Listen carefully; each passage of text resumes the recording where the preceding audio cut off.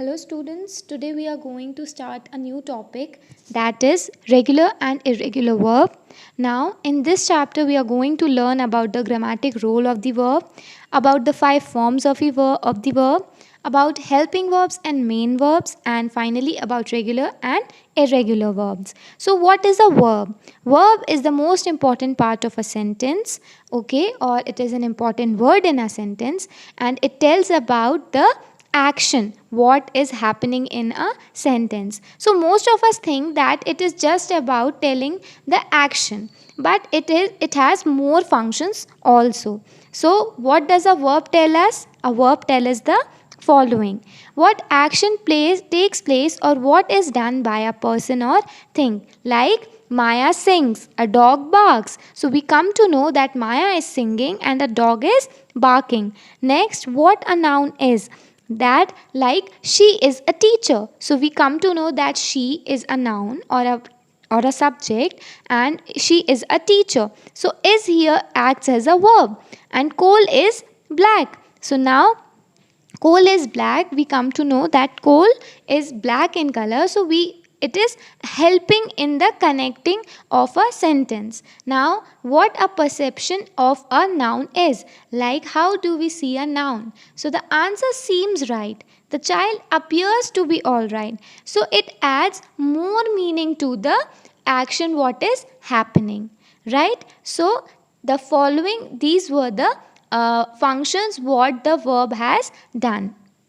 Now next, if we see that a verb has mainly five forms: the base form of the verb, the ing form of the verb, the past tense of the verb, the past participle, and to infinitive, where we put to in front of the verb.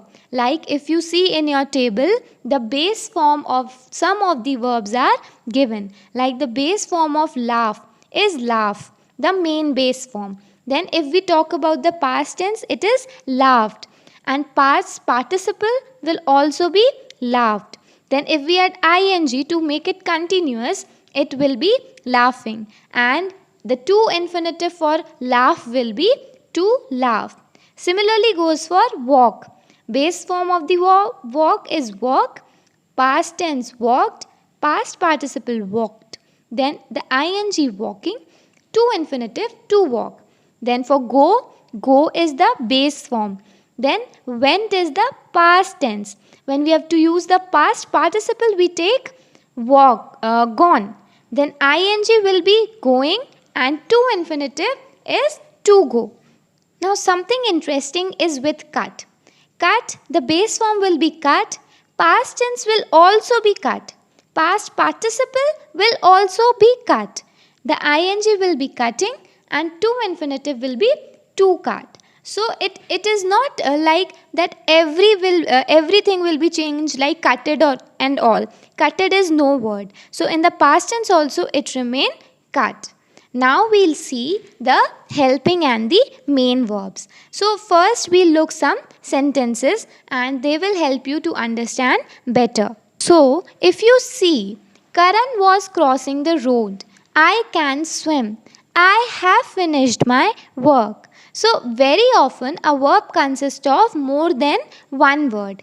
In the sentences above, the words was, can, and have are helping verbs, or helping verbs are also known as auxiliary verbs, while crossing, swim, and finished are the main verbs. Like, what is the difference between auxiliary and the main verb? Main verb tell us actually what the action is happening, while auxiliary verbs just help them to make it more meaningful. Like if we say I finished my work, but it is not complete, while I have finished my work is complete. Karan crossing the road is incomplete, but Karan was crossing a road makes, what sense does it make? Like it tells us about the tense. We know that was is used when it is a past tense or the action has been done in the past. So helping verbs tells us the main tense about the sentence. So helping verbs are needed to form the grammatical structure of the sentence, especially to form tenses. So the primary helping verbs are forms of the verb be. Be, do and have. So these are the base form, like we have seen laugh, walk, go, catch, cut, they are the base forms. Similarly, be, do and have are also the base form, and we change them according to the need. So Aditya is writing an essay. Here is the helping verb, writing is the main verb. Similarly, Aslam is the head boy of the school. Here is the main verb only, because there is no second verb over here. Right? Now if we see, does Mrs. Rao teach English? So does here helps as a helping verb, and teach is the main verb. Similarly, I do my homework at night.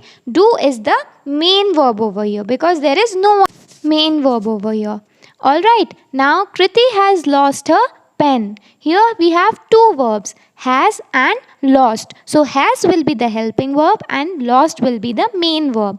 But in the next sentence, that is Nina has a new car, only one verb is there. So that is has. So it will be what? It will be the main verb only. Alright. Now we are going to see the uses of be, have and do as a helping verb. Okay, so how is be used? Be is used to make continuous tenses like is, am, are, was and were are used in place of be. So what are the examples? Raj is watching television at home or TV at home. Shabnam was waiting for you at the bus stop. So be is used as is and was, and if you will see, there is this what? Continuous tense. How is continuous tense identified? With the use of ing in the verb. Now, if we see that it is used to make possessive, right? Passive, sorry. And like it is, the fruits are kept in the basket, the thief was caught. So, some things which have been already done and somebody else is narrating, it is known as passive. Okay, now we'll see have. So how is have used? Have is used to make perfect tenses like has, have and had. And examples are, I have finished my assignment, he had made a promise. So have is used as had and have, something which has been done.